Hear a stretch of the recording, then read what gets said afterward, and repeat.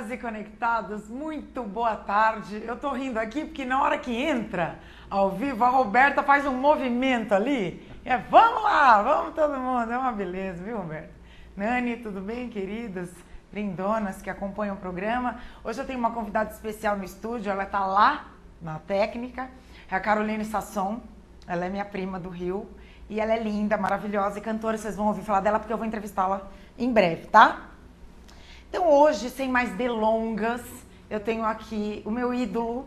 Aí eu falo, ele fica todo assim, tímido, né? Tudo bem. Mas é mesmo, que eu sou fã dele, eu sou assim, escrachada, eu falo na cara dele. Quando eu gosto, e quando eu não gosto, eu não convido para o programa. Mas enfim. Então, ele é consultor organizacional, especialista em gestão estratégica de pessoas. Ele já veio aqui, dica. Diretor da Enthusiasmos, adoro falar esse nome, consultoria em talentos humanos. Ele é top 5 do Top of Mind Estadão de RH, categoria palestrante. Ele é autor dos livros Supere, a arte de lidar com as adversidades, Resiliência, a transformação como ferramenta para construir empresas de valor e Gestão da Singularidade. Ele veio aqui a última vez falar sobre a gestão da singularidade, que não tinha saído, mas saiu. Ele vai falar sobre o livro. Esse é meu, tá? Você pega o seu, vai comprar, enfim. Ele é professor da FGV e Senac. Ele é meu amigo Eduardo Carmelo. Oi! Oi, Thalia. Seja bem-vindo. Re-bem-vindo, né? Existe re-bem-vindo, não? Não sei, né? Acho que existe, né? Edu, fala desse livro. Cara, tá demais. Que coisa linda. Bom, conectados e conectadas, né? Boa tarde. Finalmente saiu Gestão da Singularidade, saiu em outubro de 2013. E esse foi um trabalho de pesquisa e desenvolvimento de 5 anos. A gente acompanhou e tem acompanhado aquilo que a gente chama da Era da Singularidade, que em tese é um mundo único, um mundo diferenciado, porque entra tecnologia e entra novas formas de se fazer coisas. Singularidade também é a capacidade de lidar com os clientes e com os funcionários de forma diferenciada, porque a gente percebe que as empresas tratam seus clientes num primeiro momento como bando, como um número, você é um número. Depois, no segundo momento, no momento de refinamento, a gente lida com esses clientes de forma estatística. Então eu tenho 13% que é isso, 14% que é aquilo, e a gente vem acompanhando agora um novo mundo, que é a capacidade da empresa de tratar os seus colaboradores e clientes de forma singular, ou seja, como um sujeito. Não é número, não é uma estatística, é um sujeito. E a terceira estudo que a gente fez é justamente a empresa singular, que é a empresa que não só mostra a diferença, mas realmente faz uma diferença. Então, a gestão da singularidade é a capacidade desta empresa ou a capacidade do gestor de tratar os seus funcionários de forma diferenciada, até porque a gente percebe que na equipe você tem sim talentos que estão em níveis diferenciados, tanto de entrega quanto de engajamento e também de conhecimento. Aí você dá o mesmo treinamento para todo mundo, mas e aí? O que está mais engajado, ou que produz mais, o que entrega mais, ele simplesmente fica desmotivado. A gente, na verdade, isso foi uma grande questão, uma autocrítica do nosso próprio trabalho e também de outros trabalhos no que se refere aos treinamentos e ao processo de capacitação, que no fundo a gente percebia que você dava o mesmo treinamento, o mesmo conteúdo, e lá a consequência, o efeito desse trabalho sempre tinha uns 10% que absorviam e que aplicavam muito bem aquilo, uns 60, 70 que aplicavam mais ou menos e alguns que não aplicavam, né? E assim, por mais que você diferenciasse os conteúdos, mas ao mesmo tempo todos pasteurizados, você via este fenômeno. E a gente começou a estudar e falar assim, poxa, precisa fazer uma mudança, precisa sair dessa história de Pareto, precisa sair dessa história de curva forçada. E aí a gente teve a possibilidade de entender melhor. Na verdade, o que a gente fez foi efetivamente entender as necessidades dos talentos. E quando a gente entendeu as necessidades em termos de conceito e observou como cada um se engajava, a gente percebeu que realmente não dava para dar o mesmo conteúdo ou a mesma tratativa de engajamento. E aí quando a gente foi para a prática e conseguiu oferecer práticas diferenciadas para esses talentos, aí melhorou a receita, melhorou o nível de engajamento e melhorou o conhecimento, que provavelmente é o que a gente vai conversar daqui a pouco, né? Ou seja, melhorou a incorporação do conhecimento. E aí está todo mundo ficando muito contente, muito feliz. E os gestores, inclusive, porque na verdade o fato deles aprenderem, a gente diz que o novo gestor é aquele que joga xadrez e não joga damas. O cara que joga dama faz tudo igual, treina tudo igual e capacita tudo igual. As peças são iguais. Exatamente. Então ele tem essa capacidade de conhecer de maneira mais profunda e precisa cada um da sua equipe e poder oferecer esse conhecimento. E ele está assim, se sentindo muito bem e feliz da vida porque ele vê uma progressão no papel de gestor dele. Ele começa a se sentir um efetivo gestor moderno, ou seja, um gestor do conhecimento, que é esse papel que ele tem agora e para o futuro. O que você queria ser quando você era pequeno? Eu queria ser bombeiro. Eu queria ser bombeiro, você me lembrava. E é engraçado porque policial, apagar incêndio está sempre no seu diálogo, nas entrevistas que você dá. Então a pessoa, ele está engajado, ele fica apagando incêndios agora. Mas é verdade, porque as empresas, 80% delas nos chamam quando o bicho está pegando lá. Então eu vou lá para resolver as questões, incêndio, cara, organizar tudo, ajudar tudo. Mas era bombeiro. Olha, eu nunca pensei, não pensei que eu ia ser um educador. Eu pensava que eu gostava de ser bombeiro, policial, essas coisas. Me diz uma coisa, eu sei que a gente vai falar de aprendizes do futuro, mas vamos falar um pouquinho de aprendizagem, já que é a sua especialidade, né? Vamos.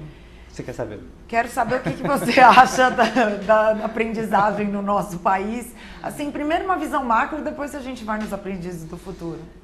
Olha, eu depois que me tornei educador, eu sempre briguei com muita gente da área da educação, porque a área da educação ela tinha uma insistência muito grande em desenvolver métodos de ensino e não estudos de aprendizagem autodirigida para as pessoas, para as crianças, para os adultos, para todo esse processo.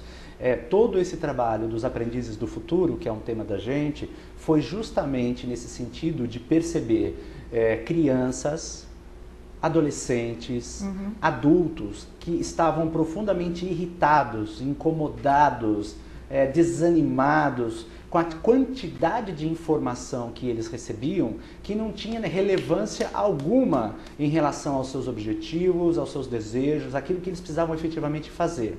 As crianças, por uma dificuldade de argumento cognitivo, elas demonstram isso através da desatenção, da irritação na aula, até do desrespeito, sim, com o professor, né? Tá certo? A gente não significa que isso não deva ser corrigido, mas você percebe que a criança está olhando ali na sala de aula e se perguntando, mas o que eu preciso aprender isso? Por que eu quero fazer isso? Né? Então você vê aí todo um fenômeno das crianças que tem uma dificuldade de compreender qual a razão de toda essa enxurrada de informação. Os adolescentes e os adultos que a gente estudou, eles se saem melhor nisso. E o que a gente percebeu como um grande diferencial? Em função justamente deste bloqueio de progressão, porque a aprendizagem é mudança de comportamento, a aprendizagem tem como finalidade a expansão da sua competência, a expansão da sua virtude e principalmente a evolução, a progressão até chegar numa excelência. Até da consciência também. Da consciência desse processo do todo, na verdade. Então o que a gente percebeu? Esses adolescentes e esses adultos, em função disso, começaram a desenvolver estratégias de aprendizagem autodirigida. E a gente que é da área de conhecimento começou a dizer, opa, isso aí é bacana. Olha. Quer dizer, eles começaram a criar caminhos individualizados ou singularizados de construir, de absorver aprendizagens justamente para alcançar os objetivos ou as necessidades que eles tinham em função das tarefas que eles tinham que realizar. E aí, olhando os adultos e os adolescentes e olhando as empresas que também fazem a mesma coisa... Acho demais esse link que você faz, cara. Olhando os empreendedores, porque quando você estuda, você pega os estudos mais profundos de empreendedorismo, olha que tem uma coisa fantástica. Não é necessariamente um estudo dirigido. Os grandes empreendedores, o que eles começaram a fazer? Eles começaram a entrar cedo, trabalhar cedo. Antigamente a gente trabalhava cedo, agora não pode mais. Então, o fato de começar a trabalhar cedo faz com que eles estejam na realidade e começam a apreender os códigos, os sinais que fazem com que eles evoluem no processo. Então, por exemplo, você começou com 14, 15 anos, quando você tem 20 anos, você já entendeu o sistema. Exatamente esse momento que você pode ou sair do sistema ou construir o seu próprio negócio. Enquanto que o outro sai da faculdade com 22 e fala que raios triplos... Então, o outro vai, sai da faculdade, o pai dele paga uma viagem para fora, ele faz uma pós-graduação, faz um doutorado com 27, 24 anos. Quando ele entra na realidade, ele toma um susto. Ele toma um grande susto. susto. E ele vê aquele moleque que começou mais cedo a trabalhar, não que você não tenha que fazer o estudo formal, não estou dizendo isso. Lógico. O que a gente foi estudar justamente é que o empreendedor é um apreendedor. Exatamente. Entendeu? Exatamente. Ou seja, o foco dele é olhar para a realidade, construir o seu propósito, experienciar. Em design thinking a gente chama de prototipar. Ai, olha que lindo, adoro sua chiqueza. Né? Então você inventa uma história, prototipa aquilo e joga na realidade para ver o que está acontecendo. Você tem um feedback do cliente e você vai em ciclos de aprendizados cada vez mais rápidos trabalhar com isso. Então você veja, o empreendedor, esses moleques, as empresas de alta performance, o que elas estão fazendo? Elas estão trabalhando para conseguir o seu diferencial diante de tanta mudança, que é justamente estratégias de aprendizagem. Ou seja, quem consegue aprender mais rápido sobre o cenário, consegue aprender mais rápido sobre como construir produtos e serviços que possam ser valorosos para aquele cenário, entendeu? Certíssimo. Inclusive, os grandes empresários que eu conheço, alguns VPs inclusive, começaram bem cedo e passaram por todos os cargos e categorias da empresa, às vezes desde office boy, Exato. até contabilidade, Exato. até leva envelope para cima, para baixo, mensageiro. Eu comecei cedo, né, no banco. Eu comecei no Banco do Brasil. Comecei com 14 anos no Banco do Brasil. Eu tive agora numa grande empresa de varejo, que é genial, porque você conversei com o diretor, o trabalho que eu estava fazendo com o diretor de uma rede, né, de varejo, ele começou também como empacotador do caixa, olha que bacana, e ele foi evoluindo, e aí o que eu percebi, é isso que a gente tem estudado, este aprendizado focado na realidade, baseado nos seus desejos e nas suas necessidades, vai criando um repertório para você incrível, então eu via 90 gerentes de grandes lojas fazendo perguntas as mais difíceis, e ele conseguindo responder, porque ele vivia o que a loja vivia. Então ele estava 3, 4 estratos na frente, dimensões ou pipelines na frente, e ele estava ali pelo seu efetivo mérito, né, da capacidade de desempenhar bem, porque aprendeu bem. Entendi. Nossa, olha que legal. louco. O que caracteriza esse ambiente assim que você visualiza, além disso que você falou? Então, o que a gente... Em gestão do conhecimento tem um cara muito legal que vale a pena ler, que é o Nonaka e o Takeuchi, que são dois vovôs fantásticos, que são considerados os pais da gestão estratégica do conhecimento nas empresas. E eles, num primeiro momento, identificaram que a gestão do conhecimento na organização, ele tem 3 elementos, ou seja, é a capacidade que essa organização tem de criar conhecimento, transmitir o conhecimento e incorporar o conhecimento, que é o mais desafiador. E aí todo mundo entrou nessa era e pensando que o importante era transmitir conhecimento. Então você tem os sistemas de informação, toda a tecnologia para transmitir, para criar bancos de dados e transmitir informações para as empresas. Num segundo momento ele diz assim, espera um pouquinho, isso é importante, mas não é tão relevante, porque eu posso transmitir o conhecimento, mas esse conhecimento pode não estar chegando lá na ponta, num PDV, por exemplo, né? Então você vê, eu tive a oportunidade de trabalhar no Boticário e isso foi fantástico. Por quê? Porque você via uma enxurrada de treinamento e capacitação, que era muito importante, mas quando você ia lá na ponta correr, você percebia que lá no PDV, lá na loja, aquele conhecimento foi se perdendo. Então elas sabiam o que precisavam fazer, mas elas não conseguiam efetivamente fazer o que precisava ser feito. Então ele falou, bom, a gente tem que olhar 2 coisas, a gente tem que olhar a incorporação do conhecimento e depois a gente tem que olhar a criação, porque conhecimento é commodity, a gente tem que aprender a criar. E aí ele cunhou um termo chamado Ba, que em japonês significa lugar, ou seja, que são contextos capacitantes, espaços dentro da empresa ou até espaços dentro da academia, da sala de aula, por exemplo, onde efetivamente os talentos podem se encontrar e trocar conhecimento, produzir conhecimento. Então é como se fosse um aquário, onde você tem um aquário específico, onde os peixes que estão ali estão contribuindo, estão crescendo, estão evoluindo, ou seja, estão transformando o conhecimento em valor, tá certo? Então isso chama-se BA, ou contexto capacitante. Então a gente percebeu que a questão fundamental não estava, não estou dizendo que não é importante, mas não estava na transmissão do conhecimento. Presta atenção que isso que a gente é educador vale a pena pensar. Ou seja, a gente não está criando métodos de ensino para fazer que o cara aprenda o que a gente acha que ele quer. A gente está criando A gente está criando um ambiente, legal. Porque ele não é mais aluno, né? Alumnem, alumnem do grego, sem luz. Né? Então, aluno é o cara sem luz. Então, o professor é aquele que professa o conhecimento para aquela pessoa que não tem luz. Acabou isso. Né? Então, a gente percebeu que ele tem todo um potencial e o conhecimento que ele tem precisa ser socializado, externalizado e combinado para que depois todo mundo possa aprender isso. E aí começou a coisa bacana e o grande problema para a educação. Porque a educação tradicional ainda está focada em transmissão de conteúdo. Eu tenho a luz e você está na escuridão. E, ou seja, no mundo como a gente hoje tem, na verdade a gente está estrangulado em relação à informação. E o que eu percebo? A gente está obeso em relação à informação e está completamente carente e sedento de conhecimento relevante. Com certeza. Falou via Facebook. Né? Você tem um monte de coisa lá, mas as coisas importantes para a gente poder... Não, adoro o Facebook. Mas aquilo que é importante para você efetivamente mover a sua vida, mobilizar a sua vida, crescer na sua escala de aprendizagem, nem sempre está ali. E todo mundo acha que está ali. E todo mundo acha que está ali. A escola virtual... informal é o Facebook. Porque a grande discussão é... Eu vi aqui, tive a oportunidade de assistir a tua entrevista super bacana com o Marcos Minoro. Você lê, né? Maravilhoso, um cara diferenciado mesmo. Tem um respeito, a gente não se encontra muito, mas eu tenho um respeito muito grande. Mas não sei se você lembra, ele falou de uma questão super bacana que ele escreve muito bem e ele diz assim, escrevo bem, mas eu reconheço que o texto é longo, né?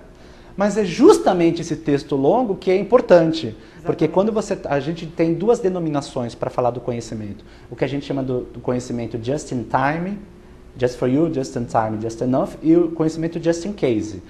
Aqueles que querem efetivamente evoluir e progredir, eles vão buscar o aprendizado just in time. Ou seja, é aquilo que serve para mim e que é importante para eu realizar coisas. O just in case também é bacana, mas é aquele conhecimento que é curiosidade, variedade, coisa rápida. Aí vem aquela entrevistadora que entende tudo que você está falando, mas e o Justin Bieber? E o Justin Timberlake? O Justin Bieber é que bebe, que vai pra cadeia, né? Que tá tadinho, tipo, né? só fica no Facebook. Que coisa, né? Você viu, ele foi receber o prêmio, vaiaram ele. Nossa. Ele falou, poxa, eu preciso ser respeitado. Então faça se respeitar, né, bem?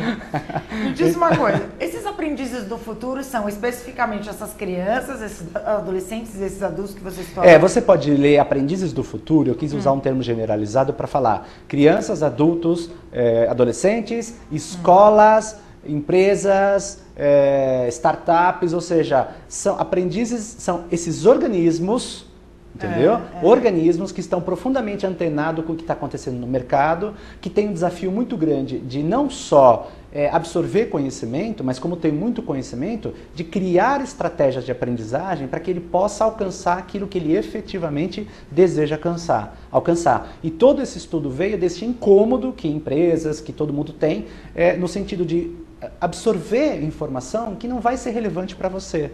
Então você tem que aprender a filtrar esta informação e descobrir que tipo de conhecimento te ajuda efetivamente a conquistar aquilo que você precisa.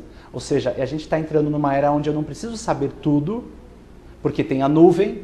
Essa é a minha grande briga com a educação. A criança não pode ser mais um repositório de informação. E quando você vai olhar os treinamentos, você vê a mesma coisa. Eu passo 8 horas lá, muitas vezes os treinamentos de liderança, ele passa 8 horas lá ouvindo a liderança, a importância da liderança, o que tem que fazer com a liderança, faz uma dinâmica, mostra um vídeo e o cara sai de lá e diz assim, puxa, 80% do que eu aprendi aí, eu não sei se eu vou usar. Foi isso que uma pessoa falou para você numa palestra, não foi? Foi isso que eu fui inaugurar, eu fui fazer o primeiro ano de aniversário numa empresa que tinha um projeto de educação corporativa. E eu fui falar justamente sobre o conhecimento e um rapaz olhou, levantou a mão e falou assim, tem todo sentido o que você está falando, porque eu acabei de fazer um curso aqui e 80% daquilo que eles me transmitiram não conseguia aplicar e não servia para os meus problemas do dia a dia de uma empresa. Né?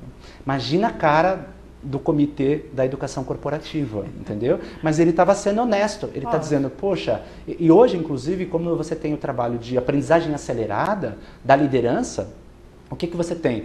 É possível até você fazer um seminário de 8 horas, baseado em conteúdo, virar um seminário, um trabalho específico e muito produtivo em 2 horas, porque você não está trabalhando com conteúdo, você está trabalhando com desempenho. Eu posso explicar isso depois, mas é só para você entender a ideia. Então a gente está indo no mundo onde a gente quer realizar, pode realizar. Não significa que eu preciso saber uma enciclopédia, não significa que eu preciso ser a enciclopédia, basicamente porque a enciclopédia está na nuvem. Eu não sou um cara que tem que expandir a minha memória, eu sou um cara que tem que usar o conhecimento importantíssimo para eu poder conseguir fazer aquilo que eu sonho fazer. Para minha geração isso é muito difícil, isso que você está fazendo. Eu sei, porque nós viemos dessa geração. Você também é, né, Bem? Nós somos nós temos a mesma idade. Mas a gente veio de uma geração. Eu vou nesses lugares que nas academias, né, na academia, nossos professores ficam muito complicados, ficam muito mexidos com isso, porque na verdade, imagina o professor, eu sou o cara que trabalhei para oferecer o conhecimento. E você descobre que neste momento do mundo, o processo produtivo, o centro de progressão não é o professor. É a aprendizagem do cara. Exato. Aí o professor decorei tudo isso. Gerou uma polêmica muito grande. Porque ainda as academias são declarativas. Você senta lá e ouve, e ouve, e ouve. Aí quando você percebe os projetos voltados para os aprendizes, ou seja, é o professor que vai dizer, bom, em vez de eu passar aqui 3 horas falando, eu vou falar 10 minutos, eu vou criar um projeto de aprendizagem, eles vão trabalhar e eles vão trazer, a partir do conhecimento deles, o que eles precisam e eu vou ser o mediador da aprendizagem. Eu vou poder oferecer o conhecimento certo para a pessoa certa, na hora certa, pela medida certa, pela razão certa, pela forma certa. Só que isso faz com que você saia do seu pedestal e seja uma pessoa comum mediando o processo. Quem sabe fazer isso e entende a modernidade, adora, este é o papel. Né? Porque eu não quero que ele saiba o que eu sei e o que eu acho importante. Eu quero que ele tenha autodependência. É Paulo Freire, Kay Robson, são todos os educadores mais modernos falando sobre este processo. Esse processo. E nós estamos aqui, nossa, Eduardo Carmelo dando uma aula e eu estou aqui, esqueço de fazer perguntas, mas tudo bem, porque ele vai falando, que a gente já combinou mesmo, não tem problema, whatever, como se diz em inglês. Se você quiser fazer no segundo bloco uma pergunta, escreva aí, manda um e-mail pra gente, ao vivo, @tvgeraçãoz.com.br. A gente já volta, Eduardo Carmelo. Aula!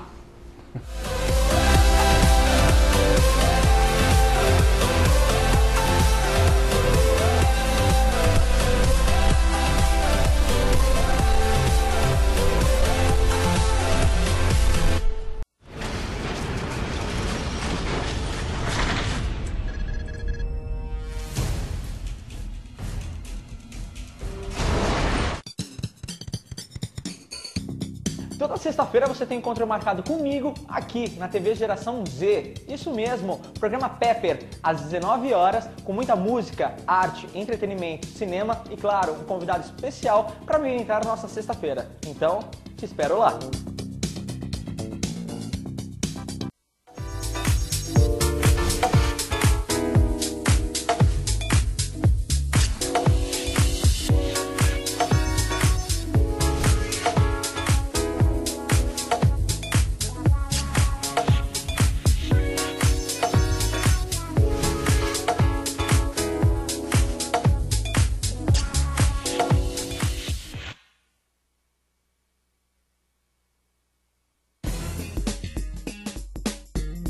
Olá, eu sou Cindy Álvares e tenho novidades para você, trabalhador em telecom. Agora o programa do Sintetel está de cara nova.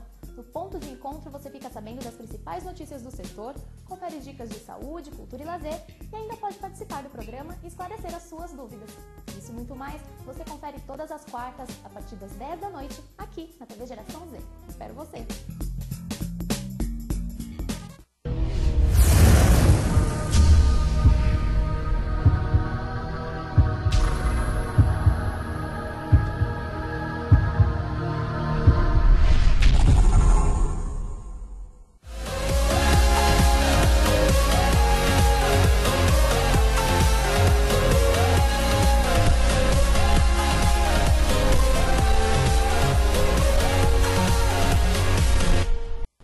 Conectadas e conectados, estamos de volta ao vivo, 13 horas e 27 minutos no seu Conexão.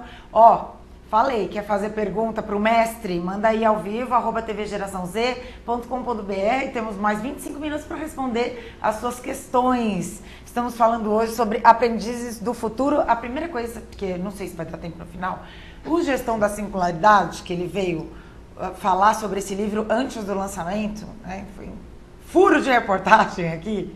Onde que eu compro? Olha, na verdade, ele está em todas as livrarias. As mais fáceis de se achar acaba sendo sempre a Saraiva, a Livraria Cultura e também a FINAC, que são as que têm maior estoque, maior possibilidade de ter mais livros. E, obviamente, pela internet, todas essas livrarias, eu não faço propaganda, mas eu gosto muito da Livraria Cultura, porque inclusive tem um sistema onde você pode comprar o livro e eles entregam por motoboy em até 2 horas. Então eu acho genial, porque o mesmo valor que você paga o estacionamento, vai até lá e paga o estacionamento, é o valor que você paga o motoboy para chegar 2 horas em casa. Vai então, saciar a sede do saber. Se você tiver com aquela vontade, precisa saber agora. Então, Livraria Cultura, peço lá pelo sistema e é uma delícia você respirar, tomar um café e ele chegou em casa. Ai, acho demais. Edu, quais as descobertas que Aprendizes do Futuro fez? Olha, a primeira descoberta é que, na verdade, o aprendizado relevante ele está focado para o alcance de um objetivo ou de uma necessidade sua. Então, vamos fazer um exemplo, porque através do exemplo eu posso mostrar as questões principais. Vamos supor que você, né, hoje virou uma grande líder na sua empresa. Então você trabalha bem, ótimo, bacana. Aí chegou um dia, alguém vai dizer assim, olha, parabéns, você agora vai virar gestora, vai virar líder. Aí você fala, meu Deus, e agora o que eu tenho que fazer? Porque eu tenho a capacidade técnica, mas eu tenho que, por exemplo, aprender a gerenciar minha equipe, gerenciar pessoas que hoje praticamente representam 50%, 60% do core de um gestor. Aí você vai dizer assim, bom, então vamos lá, tenho que aprender isso. Aí vão te levar para um treinamento de liderança. Como você gostaria de aprender?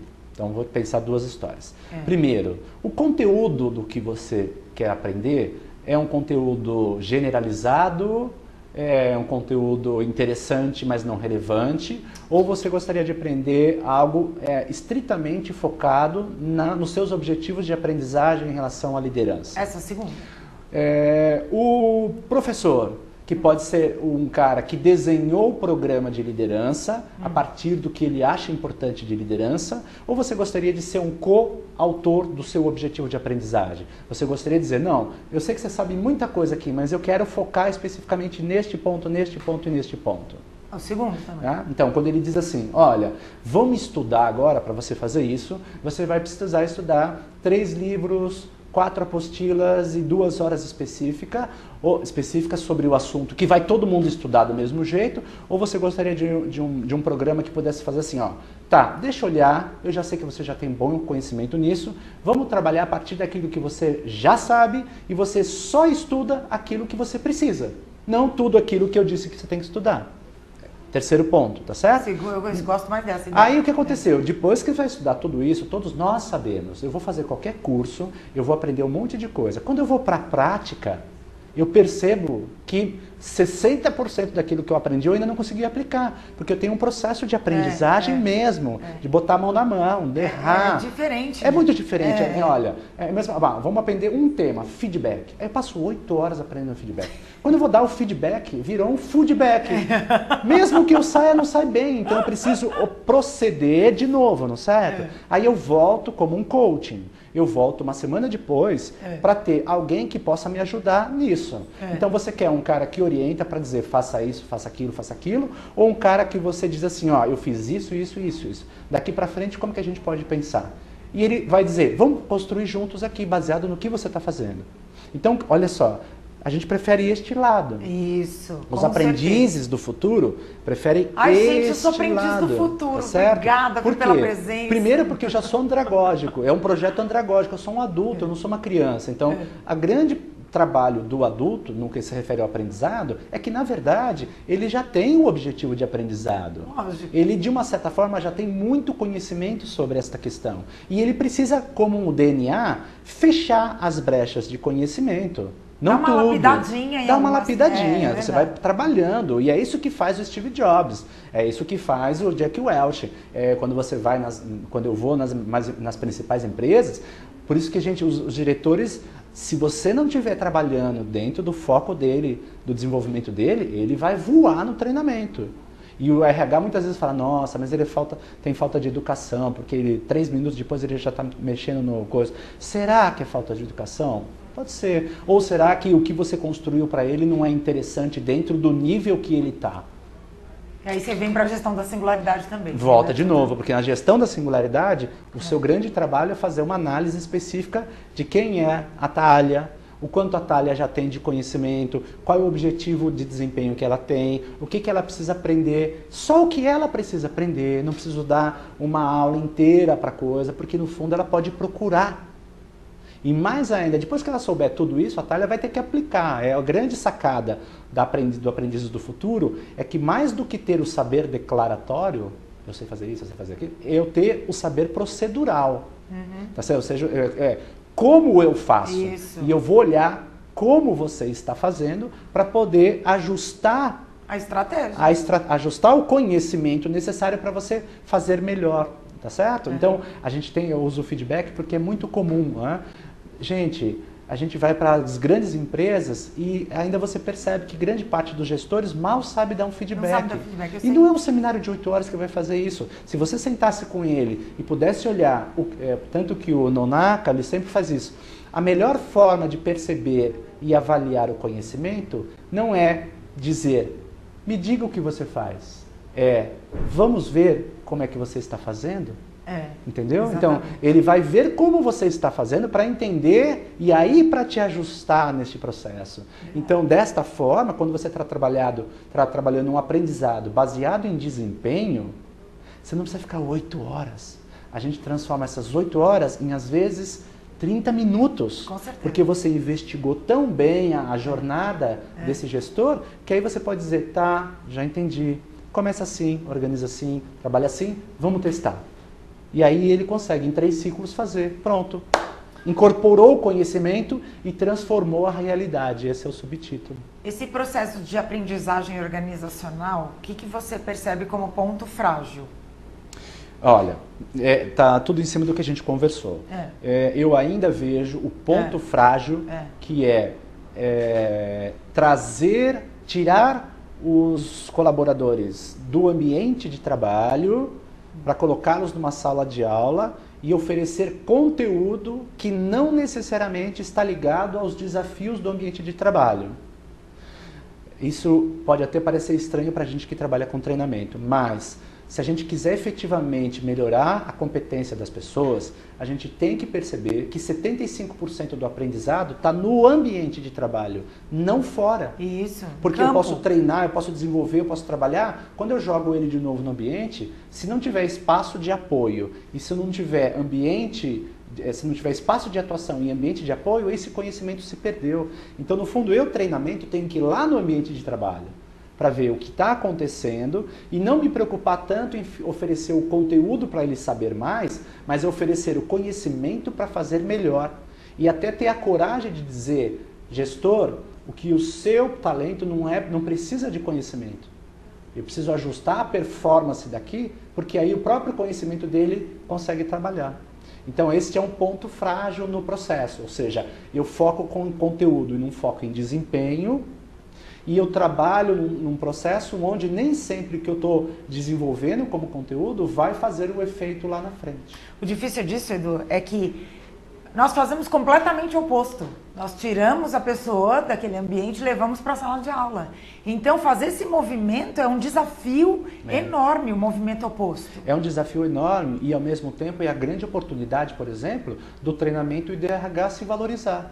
Porque, na verdade, são vários que são fantásticos nesse sentido. Mas por que as empresas estão buscando business partner? Por que eles fazem isso? Porque ele está dizendo assim, olha, não fica aí fora, não vem aqui, senta comigo e faz diagnóstico. Vamos lá juntos. Vamos lá juntos. E se você tiver essa coragem e essa hombridade, o que você vai perceber? Que, às vezes, um toque seu de conhecimento lá pode modificar todo o processo, não precisa trazer. E outra, quanto mais o RH e o treinamento souber fazer análises específicas do que está acontecendo, o que eu tenho visto hoje assim, quanto mais o RH e o treinamento distante das efetivas necessidades dos talentos e dos líderes, maior é a distribuição de conhecimento generalizado e irrelevante. Entendi. Foi claro? Foi. Vamos seguir? Então, quanto mais longe eu estiver das efetivas necessidades, maior será a minha vontade de fazer uma enxurrada de coisa. Aí eu ponho um vídeo, eu ponho uma dinâmica, eu ponho 5 textos, eu ponho 7 coisas para parecer que eu sei muito e que eu faço muito. Mas daquele filtro de necessidade, o que é que fica para o talento? No fundo, ele sabe tudo aquilo e quando ele chega para trabalhar, ele não consegue evoluir porque tem outros fatores específicos. E o conhecimento que ele precisava para aquilo também não foi desenvolvido aqui. Então, um recurso importante é essa aproximação. O recurso importante é esta aproximação. E não só a aproximação. A capacidade analítica de olhar para aquilo que ele precisa e não para aquilo que eu acho que ele precisa. Tá bom? Porque eu posso ir lá e o gestor vai dizer assim para mim, nossa equipe aqui não está trabalhando cooperativamente, não está se colaborando, e eu penso, legal, deixa comigo, então eu vou preparar um treinamento de jogos cooperativos, de jogos colaborativos, vou fazer uma série de coisas para fazer eles trabalharem em equipe. Mas se você não for analisar, e se você pegou apenas o que o gestor disse, se você não for lá na campo, você pode fazer todo este processo, porque você acha que ele tem que colaborar mais.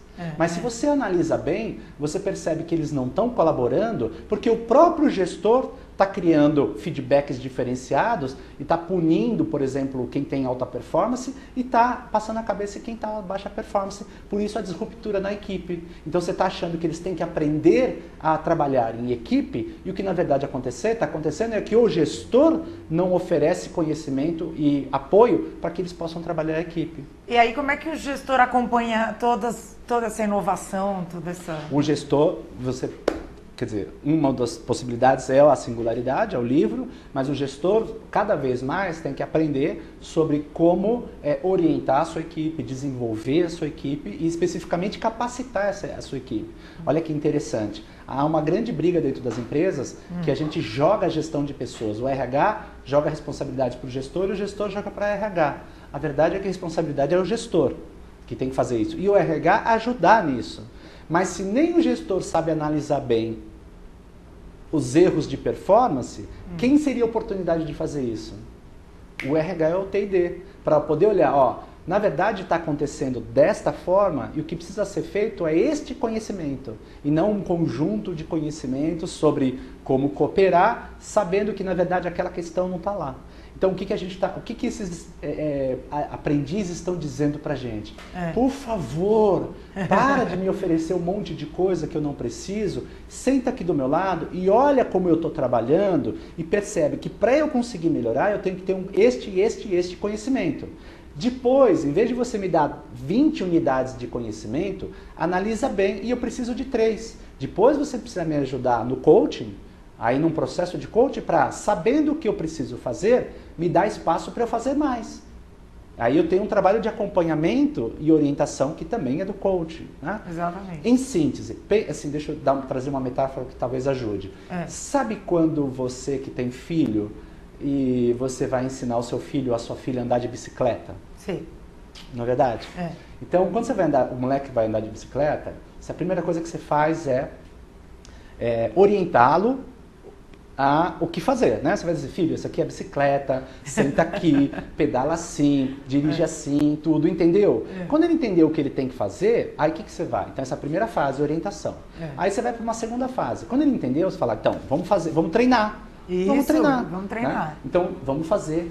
Aí você passa aquele sábado de manhã correndo com ele, atrás dele, ajudando. E em algum momento, quando ele dominou a tarefa, ele vai para um terceiro passo, que é o sistema de apoio, que você fala assim, agora tá bom. Então, quando você percebeu que ele está fazendo bem, o que você faz? Tira a rodinha. Tira uma rodinha, não tira as duas. Tira a rodinha. Tira uma rodinha. E quando você tirou a rodinha, ele entrou numa nova fase. E aí você vai apoiando, você vai acompanhando, você vai trabalhando. E quando você percebe que ele está bem, aí você tirou a segunda rodinha. Isso. E aí você está acompanhando ele, tudo certo. Aí vai chegar a quarta fase, que ele vai dizer assim, mãe, paiê, posso dar uma volta no quarteirão?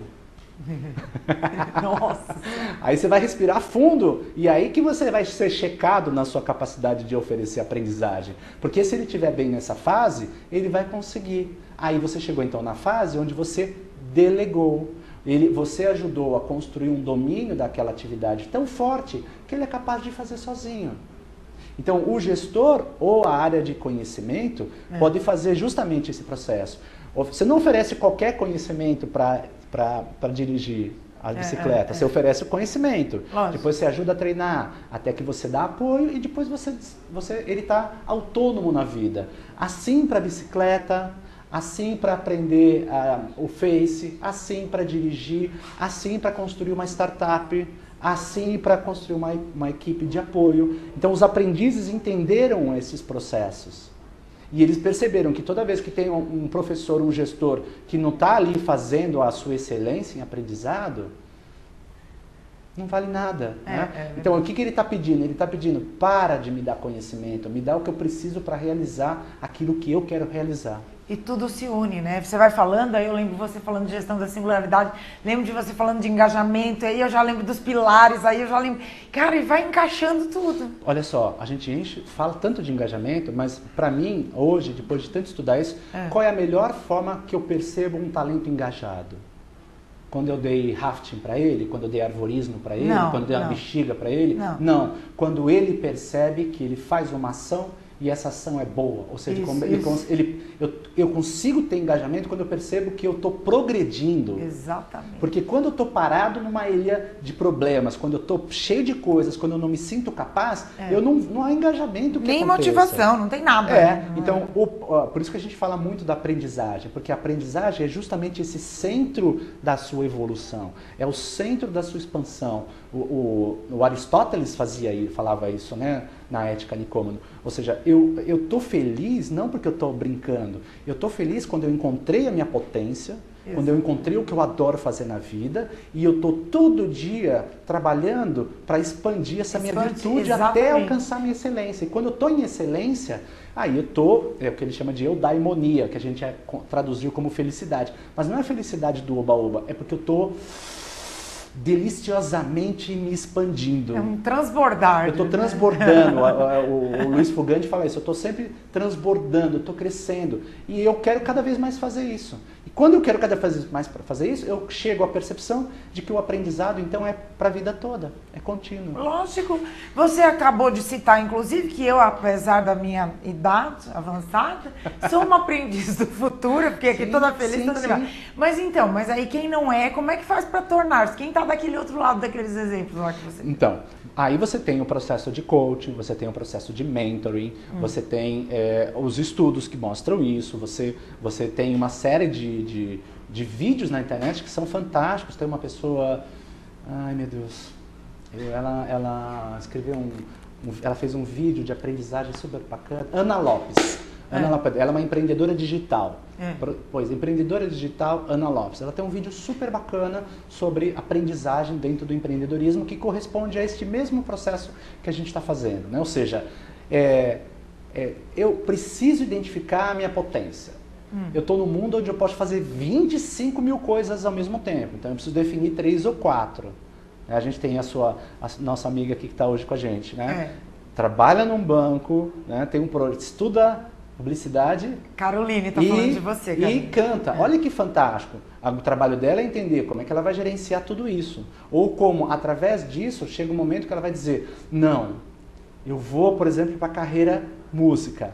E aí ela vai trabalhar, e vai trabalhar muito. E se ela souber as trajetórias e souber como aprender rápido para se evoluir na carreira, e ela perceber que todo dia que ela faz aquilo, ela gosta e ama de fazer aquilo, é bem provável que ela vai deixar o banco. Não, nome de celebridade ela já tem, Caroline Sasson. Não, fantástico, olha que Gente nome. de Eu vou Deus, querer ir no show dela. Eu também, a gente vai junto. Edu, manda uma mensagem para as conectadas e para os conectados, aquela que só você sabe tocar o coração. Não, olha, você sabe que eu sou muito envolvido com essa questão. Eu me irrito muito e me empolgo muito com essa questão da aprendizagem, das estratégias de aprendizagem, justamente porque eu vejo que é justamente este conhecimento que no fundo você também não pode ficar pedindo para ninguém, é uma coisa que você tem que correr atrás, é uma coisa de dizer, tá bom, não tá bom, eu quero isso, então vai buscar, vai trabalhar, não busca conhecimento superficial. Só, né? Né? Assim, estuda um pouco mais, aprofunda mais. Essa história de ficar vendo videozinho de 3 minutos e lendo artigo de 3 parágrafos não vai te levar muito longe, entendeu? Você tem que aprofundar. Então, número 1, observe o que você quer, observe como você tem que desempenhar e não deixe ninguém te oferecer conhecimento irrelevante, que não esteja alinhado na melhoria da sua performance. Número 2, se for possível, procure gente que é muito bom naquilo que você adora. Porque é uma diferença muito grande de você ser ensinado por um professor de faculdade, com todo respeito a eles, do que pelo cara ferrado que faz exatamente aquilo que você quer fazer. O exemplo agora é do meu filho. Meu filho está fazendo Aikido. Ele tem 2 meses de Aikido. A proficiência no conhecimento do Aikido dele já dá para ser de faixa verde. Nossa. Verde ou amarela, ele está na branca. Por quê? Porque ele está pegando um professor que tem o desafio dele é enorme, porque o professor tem ao mesmo tempo caras de faixa alta e caras de faixa branca. Olha só. Então ele tem que fazer uma didática, um processo de aprendizagem, onde ele eleve todo mundo. Só que o Gabriel faz o quê? Está junto de um monte de gente de cara muito bom.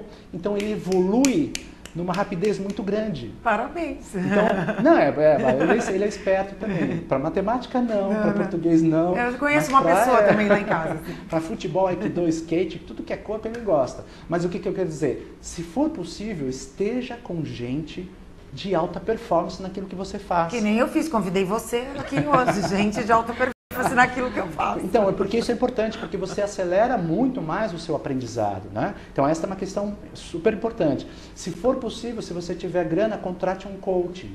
Por quê? Porque se ele não tem o conhecimento específico, ele tem uma estrutura de desenvolvimento que te põe numa linha, que te põe num trilho, que você ganha consistência e acelera melhor. O coach faz uma coisa muito importante, o mentor também, ou seja, ele faz você pensar, pensar e pensar. E não é só ficar lá no divã sentado, ele vai te jogar para ação. Exatamente. E aí ele vai fazer ação, e aí você vai agir, depois você volta, corrige, vai de novo. E quantas vezes for preciso, o que a gente chama desse ciclo de aprendizagem. Né? Exatamente. Então, assim, observe isso, vai mais a fundo, descubra o que você quer, vá em ambientes de alta performance e, se possível, tenha um coaching. Porque aí você consegue dar consistência para o seu aprendizado e dar celeridade para o seu aprendizado. E não se esqueça, haverão milhões de obstáculos, haverá um monte de gente te dizendo que isso é besteira e você vai ter que passar por cima de tudo isso para conseguir ser melhor e buscar a excelência que a maioria das pessoas acha que você não vai ter, mas que você pode ter.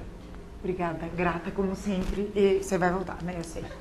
Então, quando você for contratar o tal do coach, você vai contratar na Duma, contato@duma.com.br. Muito bom. Fazer mexer. Exato. Gestão da Singularidade, você encontra o livro do Eduardo Carmelo, essa pessoa maravilhosa que deu aula nas melhores livrarias do Brasil. Até a semana que vem. Beijão, conexão.